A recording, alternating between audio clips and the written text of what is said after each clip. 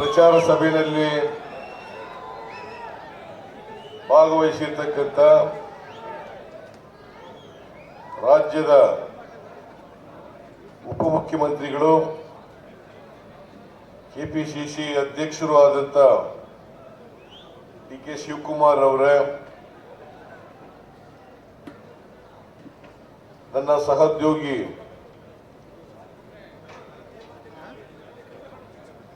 ಶ್ರೀ ಪರಮೇಶ್ವರ್ ಅವರೇ, ಶ್ರೀ ರಾಜಣ್ಣ ಅವರೇ,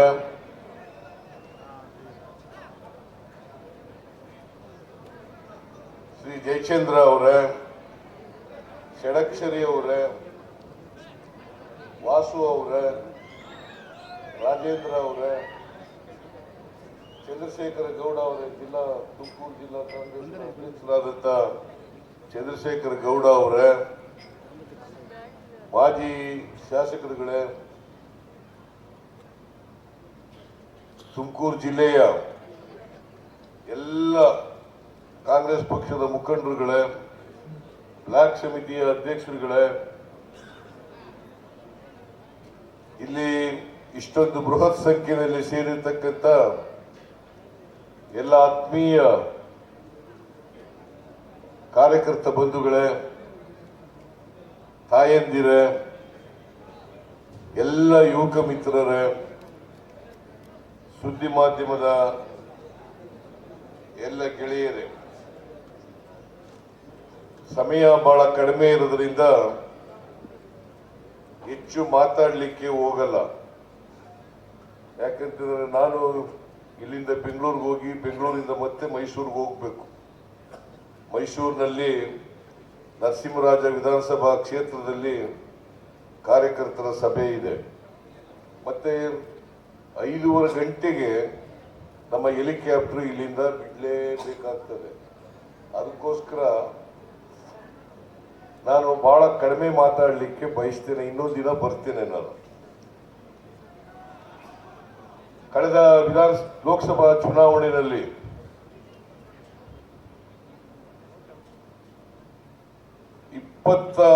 ಐದು ಜನ ಬಿಜೆಪಿಯಿಂದ ಲೋಕಸಭೆಗೆ ಆಯ್ಕೆಯಾಗಿದ್ದರು.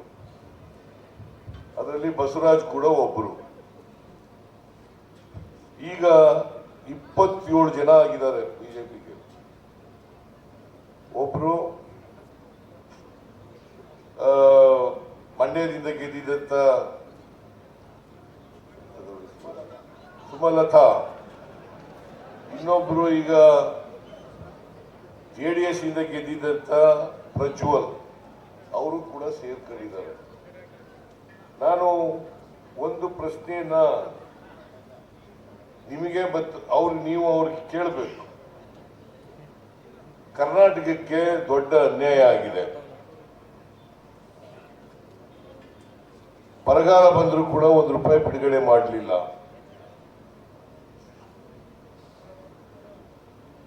ಕರ್ನಾಟಕಕ್ಕೆ 15ನೇ ಹಣಕಾಸಿನ ಆಯೋಗ ಶಿಫಾರಸು ಮಾಡಿದಂತ ಹಣವನ್ನೂ ಕೂಡ ಕೊಡಲಿಲ್ಲ. ಅವರೇ ಬಜೆಟ್ನಲ್ಲಿ ಅಪ್ಪರ್ ಭದ್ರಾ ಯೋಜನೆಗೆ 5,300 ಕೋಟಿ ಕೊಡ್ತೀವಿ ಅಂತ ಹೇಳಿ ಇವತ್ತವರೆಗೆ ₹1 ಕೊಡಲಿಲ್ಲ.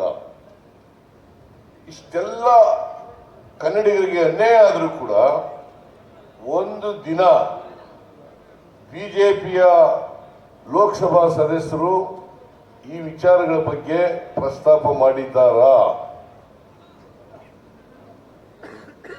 ಬಾಯಿ ಬಿಟ್ಟಿದ್ದಾರಾ? ಇಲ್ಲ. ಅಂದಮೇಲೆ ಇವ್ರು ಯಾಕೆ ಲೋಕಸಭೆಗೆ ಹೋಗ್ಬೇಕು? ಈಗ ಸೋಮಣ್ಣನವರನ್ನ ಬೆಂಗಳೂರಿನಿಂದ ಕರ್ಕೊಂಡ್ಬಂದು ಇಲ್ಲಿ ನಿಲ್ಲಿಸಿದ್ದಾರೆ. ಕಳೆದ ವಿಧಾನಸಭಾ ಚುನಾವಣೆಯಲ್ಲಿ ಬೆಂಗಳೂರಿನಿಂದ ಕರ್ಕೊಂಡ್ಬಂದು ನನ್ನ ಮೇಲೆ ನಿಲ್ಲಿಸಿದ್ರು. ಆಮೇಲೆ ಚಾಮರಾಜನಗರದ ಪುಟ್ಟರಂಗ ಶೆಟ್ಟಿ ಮೇಲೂ ಕೂಡ ನಿಲ್ಲಿಸಿದ್ರು.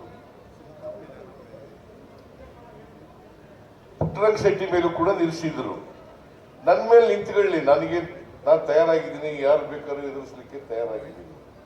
ನನ್ನ ಮೇಲೆ ನಿಂತ್ಕೊಳ್ಳೋದಕ್ಕೆ ವಿರೋಧ ಇಲ್ಲ. ಆದ್ರೆ ಬಡಪಾಯಿ ಪುಟ್ಟರಂಗ ಶೆಟ್ಟಿ ಮೇಲೆ ಹೋಗಿ ನಿಂತ್ಕೊಂಡೆ. ಎರಡೂ ಕಡೆ ಸೋತಂತ ಸೋಮಣ್ಣವ್ರನ್ನ ಇಲ್ಲಿಗೆ ಕರ್ಕೊಂಡ್ಬಂದು ನಿಲ್ಸಿದಿರಲ್ಲ, ನೀವು ಲೋಕಸಭೆಗೆ ಕಳಿಸ್ಕೊಡ್ಬೇಕಾ?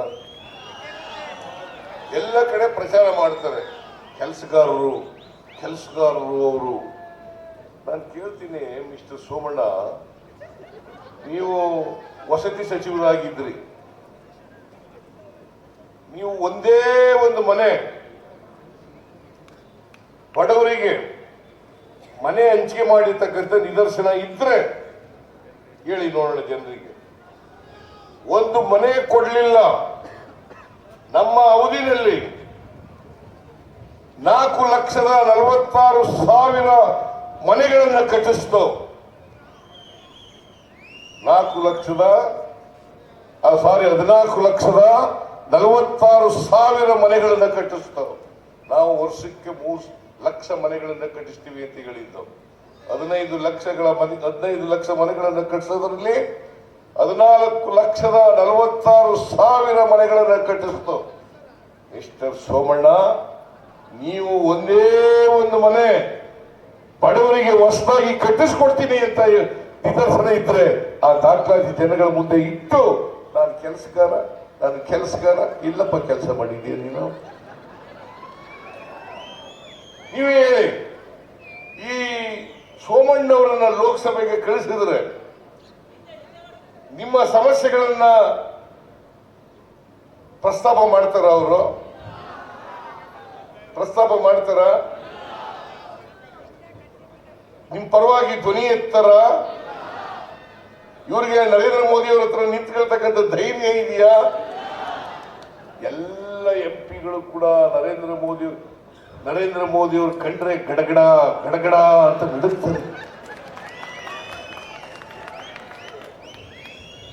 ಇಂಥವರನ್ನ ಲೋಕಸಭೆಗೆ ಕಳಿಸಿದ್ರೆ ನಿಮ್ಮ ಸಮಸ್ಯೆಗಳಿಗೆ ಪರಿಹಾರ ಕೊಡಲಿಕ್ಕೆ ಸಾಧ್ಯ ಇಲ್ಲ ಅಂತಕ್ಕಂಥ ಪ್ರಶ್ನೆ ನಿಮ್ಮ ಮುಂದೆ ಇದೆ. ಈ ಪ್ರಶ್ನೆಯನ್ನ ನೀವು ಪ್ರಶ್ನೆ ಹಾಕೊಂಡು ಅವರಿಗೆ ಪ್ರಶ್ನೆ ಹಾಕಿ, ನಿಮ್ಮಿಂದ ಸಾಧ್ಯ ಇಲ್ಲ. 27 ಜನ ಲೋಕಸಭಾ ಸದಸ್ಯರಿಂದ ಕರ್ನಾಟಕದ ಹಿತವನ್ನ ರಕ್ಷಣೆ ಮಾಡಲಿಕ್ಕೆ ಸಾಧ್ಯ ಇಲ್ಲ. ಅದಕ್ಕೋಸ್ಕರ ಸೋಮಣ್ಣನವರಿಗೆ ನೀವು ಯಾವ ಕಾರಣಕ್ಕೂ ಕೂಡ ಬೆಂಬಲಿಸಬಾರದು. ಮುದ್ದನ್ಮೇಗೌಡರು 2014ರಿಂದ 19ವರೆಗೆ ಲೋಕಸಭಾ ಸದಸ್ಯರಾಗಿದ್ದರು. ನಾನು ಕೂಡ ಇವರು ಚುನಾವಣಾ ಪ್ರಚಾರಕ್ಕೆ ಬಂದಿದ್ದೆ. ನಾನು ಚಿಕ್ಕನಾಯಕನಹಳ್ಳಿ, ಮಧುಗಿರಿ, ಕೊರಟಗೆರೆ ಇಲ್ಲೆಲ್ಲ ಬಂದಿದ್ದೆ. ನೀವೆಲ್ಲ ಮುದ್ದನ್ಮೇಗೌಡರಿಗೆ ಆಶೀರ್ವಾದ ಮಾಡಿದ್ರಿ. ನಿಮ್ಮ ಧ್ವನಿಯಾಗಿ 5 ವರ್ಷಗಳ ಕಾಲ ಸಮರ್ಥವಾಗಿ ಲೋಕಸಭೆಯಲ್ಲಿ ಪ್ರತಿನಿಧಿಸಿ, ಅದು ರೈತ ಕೊಬ್ಬರಿ ಬೆಲೆ ಇರ್ತಕ್ಕಂಥದ್ದು ಇರ್ಬೋದು, ಕೊಬ್ಬರಿ ಸಮಸ್ಯೆ ಇರ್ಬೋದು, ಬೇರೆ ರೈತರ ಸಮಸ್ಯೆಗಳಿರ್ಬೋದು, ಎಲ್ಲ ಸಮಸ್ಯೆಗಳನ್ನು ಕೂಡ ಪ್ರಸ್ತಾಪ ಮಾಡಿ ಕರ್ನಾಟಕದ ಅಭಿವೃದ್ಧಿ ಬಗ್ಗೆ ಅನೇಕ ವಿಚಾರಗಳನ್ನ ಪ್ರಸ್ತಾಪ ಮಾಡಿ ಅದಕ್ಕೆ ಪರಿಹಾರ ಕೊಡಿಸ್ತಕ್ಕಂಥ ಕೆಲಸವನ್ನ ಮುದ್ದನ್ಮೇಗೌಡರು ಮಾಡಿದ್ರು ಅಂತಕ್ಕಂಥದ್ದು ಇತಿಹಾಸದ ಪುಟಗಳಲ್ಲಿ ಸೇರೋಗಿದೆ. ಇಂಥವರನ್ನ ಕಳಿಸ್ಬೇಕ ಲೋಕಸಭೆಗೆ, ಇಲ್ಲ ಬಾಯಿನೇ ಬಿಡದೆ ಇರತಕ್ಕಂಥವ್ರನ್ನ ಕಳಿಸ್ಬೇಕಾ ಅಂತಕ್ಕಂಥದ್ದನ್ನು ನೀವು ತೀರ್ಮಾನ ಮಾಡಬೇಕಾಗ್ತದೆ. ತೀರ್ಮಾನ ಮಾಡ್ತೀರಿ ಅಲ್ವಾ? ಮುದ್ದನ್ಮೇಗೌಡರನ್ನು ಗೆಲ್ಲಿಸ್ತೀರಿ ಅಲ್ವಾ? ಗೆಲ್ಲಿಸ್ತೀರಾ? ಇವತ್ತು ಬಾಬಾ ಸಾಹೇಬ್ ಅಂಬೇಡ್ಕರ್ ಅವರ ಜನ್ಮದಿನ. ಬಾಬಾ ಸಾಹೇಬ್ ಅಂಬೇಡ್ಕರ್ ಅವರ ಜನ್ಮದಿನ ಇವತ್ತು ಇಡೀ ದೇಶದಲ್ಲಿ ಅವರ ಜನ್ಮದಿನವನ್ನು ಆಚರಣೆ ಮಾಡ್ತಾ ಇದ್ದೀವಿ. ಅವರನ್ನು ಸ್ಮರಿಸ್ಕೊಳ್ತಕ್ಕಂಥ ಕೆಲಸವನ್ನು ಮಾಡ್ತಾ ಇದ್ದೀವಿ.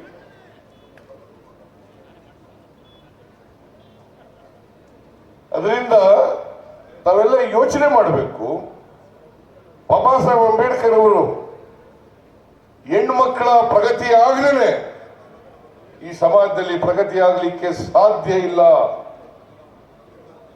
ಹೆಣ್ಮಕ್ಕಳಿಗೆ ಆರ್ಥಿಕವಾಗಿ ಸಾಮಾಜಿಕವಾಗಿ ಶಕ್ತಿಯನ್ನು ತುಂಬಬೇಕು, ಬಡವರಿಗೆ ಶಕ್ತಿಯನ್ನು ತುಂಬಬೇಕು, ರೈತರಿಗೆ ಶಕ್ತಿಯನ್ನು ತುಂಬಬೇಕು, ಹಿಂದುಳಿದವರಿಗೆ ಯಾರು ಅಸಮಾನತೆಯಿಂದ ನರಳುತ್ತಾ ಇದ್ದಾರೆ ಈ ಸಮಾಜದಲ್ಲಿ ಅವರೆಲ್ಲರಿಗೂ ಕೂಡ ಆರ್ಥಿಕವಾಗಿ ಸಾಮಾಜಿಕವಾಗಿ ಶಕ್ತಿ ತುಂಬತಕ್ಕಂಥ ಕೆಲಸವನ್ನು ಮಾಡಬೇಕು. ಆಗ ಮಾತ್ರ ಅವರು ಮುಖ್ಯವಾಹಿನಿಗೆ ಬರಲಿಕ್ಕೆ ಸಾಧ್ಯ ಆಗ್ತದೆ. ಸಮಾನತೆಯ ಸಮಾಜವನ್ನು ನಿರ್ಮಾಣ ಮಾಡಲಿಕ್ಕೆ ಸಾಧ್ಯ ಆಗ್ತದೆ. ಬಾಬಾ ಸಾಹೇಬ್ ಅಂಬೇಡ್ಕರ್ ಅವರು ಈ ದೇಶಕ್ಕೆ ಅತ್ಯಂತ ಅಗತ್ಯವಾದಂತ ನಮ್ಮ ಸಾಮಾಜಿಕ ವ್ಯವಸ್ಥೆಗೆ ಆರ್ಥಿಕ ವ್ಯವಸ್ಥೆಗೆ ಸರಿಯುವಂತಕ್ಕಂಥ ಸಂವಿಧಾನವನ್ನು ರಚನೆ ಮಾಡಿ ಇಡೀ ಜಗತ್ತಿನಲ್ಲಿ ಅತ್ಯಂತ ಶ್ರೇಷ್ಠ ಸಂವಿಧಾನವನ್ನು ಕೊಟ್ಟವರು ಬಾಬಾ ಸಾಹೇಬ್ ಅಂಬೇಡ್ಕರ್ ಅವರು ಅಂತಕ್ಕಂಥದ್ದನ್ನು ಮರೀಲಿಕ್ಕೆ ಸಾಧ್ಯ ಇಲ್ಲ. ಅದರಿಂದ ಬಾಬಾ ಸಾಹೇಬ್ ಅಂಬೇಡ್ಕರ್ ಅವರು ಸಂವಿಧಾನದಲ್ಲಿ ಸ್ವಾತಂತ್ರ್ಯ, ಸಮಾನತೆ, ಭ್ರಾತೃತ್ವ ಇವುಗಳನ್ನ ಬಹಳ ಸ್ಪಷ್ಟವಾಗಿ ಪ್ರತಿಪಾದನೆ ಮಾಡಿದ್ದಾರೆ. ಎಲ್ಲರಿಗೂ ಕೂಡ ಸಮಾನತೆ ಸಿಕ್ಕಬೇಕು, ಎಲ್ರಿಗೂ ಕೂಡ ಸ್ವಾತಂತ್ರ್ಯ ಸಿಕ್ಕಬೇಕು, ಎಲ್ಲರೂ ಕೂಡ ಒಂದು ತಾಯಿ ಮಕ್ಕಳಂತೆ ಬದುಕ್ತಕ್ಕಂಥ ವಾತಾವರಣ ನಿರ್ಮಾಣ ಆಗಬೇಕು. ಇದನ್ನೇ ಕುವೆಂಪು ಅವರು ಹೇಳಿದ್ದು, ಸರ್ವ ಜನಾಂಗದ ಶಾಂತಿಯ ತೋಟ ಆಗಬೇಕು ಅಂತಕ್ಕಂಥ ಮಾತುಗಳನ್ನ ಕುವೆಂಪು ಅವರು ಹೇಳಿದ್ರು. ಅದರಲ್ಲಿ ನಂಬಿಕೆ ಇಟ್ಕೊಂಡಿರ್ತಕ್ಕಂಥವರು ಕಾಂಗ್ರೆಸ್ ಪಕ್ಷ, ಸಮಾನತೆಯಲ್ಲಿ ನಂಬಿಕೆ ಇಟ್ಕೊಂಡಿರ್ತಕ್ಕಂಥವರು ಕಾಂಗ್ರೆಸ್ ಪಕ್ಷ. ಈ ದೇಶದ ಸಂಪತ್ತು, ಈ ದೇಶದ ಅಧಿಕಾರ ಎಲ್ಲರಿಗೂ ಸಮಾನವಾಗಿ ಹಂಚಿಕೆ ಆಗಬೇಕು. ಕೆಲವರೇ ಕೈನಲ್ಲಿ ಅಧಿಕಾರ ಇರಬಾರದು. ಅದಕ್ಕೆ ಬಾಬಾ ಸಾಹೇಬ್ ಅಂಬೇಡ್ಕರ್ ಅವರು ಹೇಳಿದ್ರು, ಈ ದೇಶದ ಅಧಿಕಾರ ಬಲಾಢ್ಯರ ಕೈನಲ್ಲಿ ಸಿಕ್ಕಾಕೊಂಡ್ರೆ ಈ ದೇಶದಲ್ಲಿ ಸಮ ಸಮಾಜವನ್ನು ನಿರ್ಮಾಣ ಮಾಡಲಿಕ್ಕೆ ಸಾಧ್ಯ ಇಲ್ಲ, ದೌರ್ಜನ್ಯಗಳು ಹೆಚ್ಚಾಗ್ತವೆ ಅಂತಕ್ಕಂಥದನ್ನ ಬಹಳ ಸ್ಪಷ್ಟವಾಗಿ ಈ ದೇಶದ ಜನರಿಗೆ ಹೇಳಿದ್ದಾರೆ. ಅದರಿಂದ ಬರೀ ರಾಜಕೀಯ ಸ್ವಾತಂತ್ರ್ಯ ಸಿಕ್ಕಿದ್ರೆ ಸಾಲದು, ಪ್ರತಿಯೊಬ್ಬರಿಗೂ ಕೂಡ ರಾಜಕೀಯ ಸ್ವಾತಂತ್ರ್ಯದ ಜೊತೆಗೆ ಸಾಮಾಜಿಕ ಸ್ವಾತಂತ್ರ್ಯ, ಆರ್ಥಿಕ ಸ್ವಾತಂತ್ರ್ಯ ಸಿಕ್ಕಿದಾಗ ಮಾತ್ರ ಸಮ ಸಮಾಜವನ್ನು ನಿರ್ಮಾಣ ಮಾಡಲಿಕ್ಕೆ ಸಾಧ್ಯ ಆಗ್ತದೆ ಅಂತಕ್ಕಂಥ ಮಾತುಗಳನ್ನ ಬಾಬಾ ಸಾಹೇಬ್ ಅಂಬೇಡ್ಕರ್ ಅವರು ಬಹಳ ಸ್ಪಷ್ಟವಾಗಿ ಈ ದೇಶಕ್ಕೆ ಹೇಳೋಗಿದ್ದಾರೆ. ಅದರಿಂದ ಬಾಬಾ ಸಾಹೇಬ್ ಅಂಬೇಡ್ಕರ್ ಅವರನ್ನ ಸ್ಮರಿಸ್ಕಂತ ಅವರು ಕೊಟ್ಟಂತ ಆದರ್ಶಗಳೇನಿದೆ, ಸಂವಿಧಾನದ ಮೂಲಕ ಕೊಟ್ಟಂತ ತತ್ವಗಳೇನಿದ್ದಾವೆ, ಆದರ್ಶಗಳೇನಿದ್ದಾವೆ, ಧ್ಯೇಯೋದ್ದೇಶಗಳಿದ್ದಾವೆ, ಆ ಧ್ಯೇಯೋದ್ದೇಶಗಳನ್ನ ಈಡೇರಿಸತಕ್ಕಂಥ ಪ್ರಯತ್ನವನ್ನ ಕಾಂಗ್ರೆಸ್ ಪಕ್ಷ ಮಾಡ್ತಾ ಇದೆ. ನಾನು ಅಧಿಕಾರದಲ್ಲಿದ್ದಾಗ, ಹಿಂದೆ ಅಧಿಕಾರದಲ್ಲಿ ಮುಖ್ಯಮಂತ್ರಿ ಆಗಿರುವಾಗ 2013ರಿಂದ 2018ರವರೆಗೆ ಅನೇಕ ಭರವಸೆಗಳನ್ನು ಕೊಟ್ಟಿದ್ದು. 165 ಭರವಸೆಗಳಲ್ಲಿ 158 ಭರವಸೆಗಳನ್ನು ಈಡೇರಿಸಿದ್ದು. ಅದ್ರ ಜೊತೆಗೆ ಹೆಚ್ಚುವರಿಯಾಗಿ 30 ಕಾರ್ಯಕ್ರಮಗಳನ್ನ ಜಾರಿಗೆ ಕೊಟ್ಟಿದ್ದು. ಅವೆಲ್ಲ ನುಡಿದಂತೆ ನಡೆದು ಬಡವರಿಗೆ ತಲುಪಿಸ್ತಕ್ಕಂಥ ಕೆಲಸವನ್ನು ಮಾಡೋದು. ಈ ಬಾರಿ ನಾನು ಮತ್ತು ಡಿ ಕೆ ಶಿವಕುಮಾರ್ ಅವರು 5 ಗ್ಯಾರಂಟಿಗಳಿಗೆ ಸೈನ್ ಮಾಡಿ ಗ್ಯಾರಂಟಿ ಚೆಕ್ ಅನ್ನ ಮನೆ ಮನೆಗೆ ಹಂಚತಕ್ಕಂಥ ಕೆಲಸವನ್ನ ಮಾಡಿದ್ದು. ಬಿಜೆಪಿಯವರು ಅಪಹಾಸ್ಯ ಮಾಡಿದ್ರು, ಗ್ಯಾರಂಟಿಗಳನ್ನ ಜಾರಿ ಮಾಡಕ್ಕಾಗಲ್ಲ, ಒಂದು ವೇಳೆ ಜಾರಿ ಮಾಡಿದ್ರೆ ಕರ್ನಾಟಕ ರಾಜ್ಯ ಆರ್ಥಿಕವಾಗಿ ದಿವಾಳಿ ಆಗ್ಬಿಡುತ್ತದೆ, ಅಭಿವೃದ್ಧಿಗೆ ಹಣ ಇರಲ್ಲ ಅಂತೇಳಿ ಬರೀ ಬಿಜೆಪಿ, ಇಲ್ಲಿ ಕರ್ನಾಟಕದ ಬಿಜೆಪಿಯವರು ಹೇಳಲಿಲ್ಲ, ನರೇಂದ್ರ ಮೋದಿ ಅವರೇ ಹೇಳಿದ್ರು. ನರೇಂದ್ರ ಮೋದಿ ಅವರು ರಾಜಸ್ಥಾನದಲ್ಲಿ ಈ ಗ್ಯಾರಂಟಿಗಳನ್ನ ಜಾರಿ ಮಾಡಕ್ ಸಾಧ್ಯ ಇಲ್ಲ, ಜಾರಿ ಮಾಡಿದ್ರೆ ಆರ್ಥಿಕವಾಗಿ ದಿವಾಳಿ ಆಗ್ತದೆ, ಸರ್ಕಾರ ಖಜಾನೆ ಖಾಲಿ ಆಗ್ಬಿಡ್ತದೆ ಅಂತ ಮಾತು ಹೇಳಿದ್ದಂಥವ್ರು ಇವತ್ತು ಅವರೇ ನಮ್ಮ ಗ್ಯಾರಂಟಿ ಯೋಜನೆ, ಗ್ಯಾರಂಟಿ ಅನ್ನೋ ಪದನ ಕದ್ದುಬಿಟ್ಟಿದ್ದಾರೆ. ಅದಕ್ಕೆ Narendra Modi guarantee, Modi guarantee, Modi guarantee. ಇವತ್ತು ಯಾವುದಾದರೂ ನರೇಂದ್ರ ಮೋದಿಯವರು ಅವರು ಕೊಟ್ಟಂತ ಭರವಸೆಗಳನ್ನು ಈಡೇರಿಸಿದಾರ? ಈಗಾಗಲೇ ಪರಮೇಶ್ವರ್ ಅವರು ಪ್ರಸ್ತಾಪ ಮಾಡಿದ್ರು, 10 ವರ್ಷಗಳಾದರೂ ಕೂಡ 2014ರಲ್ಲಿ ಕೊಟ್ಟಂತ ಭರವಸೆಗಳು ಇನ್ನೂ ಕೂಡ ಭರವಸೆಗಳಾಗಿ ಉಳಿದಿದ್ದಾವೆ. ಹೌದಲ್ಲ? 15 ಲಕ್ಷ ಬಂದಿದೆಯಾ ನಿಮ್ಗೆ? ಬರಲಿಲ್ಲ. 2 ಕೋಟಿ ಉದ್ಯೋಗ ಸೃಷ್ಟಿ ಆಯ್ತಾ ವರ್ಷಕ್ಕೆ? ರೈತರ ಆದಾಯ ಡಬಲ್ ಆಯ್ತಾ? ಬೆಲೆಗಳೆಲ್ಲ ಇಳಿದುವ? ಪೆಟ್ರೋಲ್ ಬೆಲೆ ಇಳೀತಾ? ಡೀಸೆಲ್ ಬೆಲೆ ಇಳೀತಾ? ಗ್ಯಾಸ್ ಸಿಲಿಂಡರ್ ಬೆಲೆ ಇಳೀತಾ? ಇಳಿಲಿಲ್ಲ. ನರೇಂದ್ರ ಮೋದಿಜಿ 10 ವರ್ಷಗಳಲ್ಲಿ ಈ ಮೂಲಭೂತ ಸಮಸ್ಯೆಗಳನ್ನ ಪರಿಹಾರ ಮಾಡಲಿಕ್ಕೆ ನಿಮಗೆ ಸಾಧ್ಯ ಆಗದೆ ಹೋದರೆ ಯಾವ ಮುಖ ಹೊತ್ಕೊಂಡು ಜನರ ಹತ್ರ ಬರ್ತೀರಲ್ರಿ?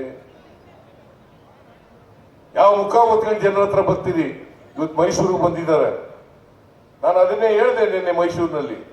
ಯಾವ ಮುಖ ಹೊತ್ಕೊಂಡು ಜನರ ಹತ್ರ ಹೋಗ್ತಾರೆ, ಓಟ್ ಕೇಳ್ತಾರೆ? ಇವರಿಗೆ ಮಾನ ಮರ್ಯಾದೆ ನಾಚಿಕೆ ಅನ್ನೋದು ಸ್ವಲ್ಪನೂ ಕೂಡ ಇಲ್ಲ ಅಂತಕ್ಕಂಥ ಮಾತುಗಳನ್ನ ಹೇಳಿದೆ ನಾನು. ಮಾನ ಮರ್ಯಾದೆ ಬಿಜೆಪಿ ಅವರು ಇದೆಯಲ್ಲ, ಇವರು ಮನೆ ದೇವರೇ ಸುಳ್ಳು. ಬಿಜೆಪಿ ಅವರ ಮನೆ ದೇವರು ಬರೀ ಸುಳ್ಳು ಹೇಳೋದು ಬಿಟ್ರೆ ಏನಾದ್ರು ಮಾಡಿದಾರ? ಕರ್ನಾಟಕದಲ್ಲಿ ಬಿಜೆಪಿ ಸರ್ಕಾರ ಇತ್ತು. 2019ರಿಂದ 23ವರೆಗೆ ಇತ್ತು. 3 ವರ್ಷ 10 ತಿಂಗಳ ಕಾಲ ಇತ್ತು. ಏನಾದ್ರು ಒಂದು ಕೆಲಸ ಮಾಡಿದ್ರ? ಲೂಟಿ ಹೊಡೆಯೋದು ಬಿಟ್ರೆ ಏನು ಮಾಡಲಿಲ್ಲ. ಆ ಸರ್ಕಾರದಲ್ಲಿ, ಬಿಜೆಪಿ ಸರ್ಕಾರದಲ್ಲಿ ಸೋಮಣ್ಣ ಮಂತ್ರಿ.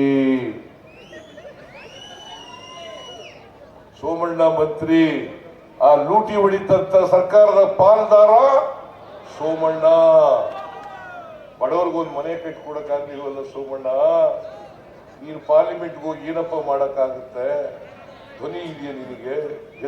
ಜನರು ಪ್ರತಿನಿಧಿಸ್ತಕ್ಕಂಥ ಶಕ್ತಿ ಇದೆಯಾ ನಿಮಗೆ?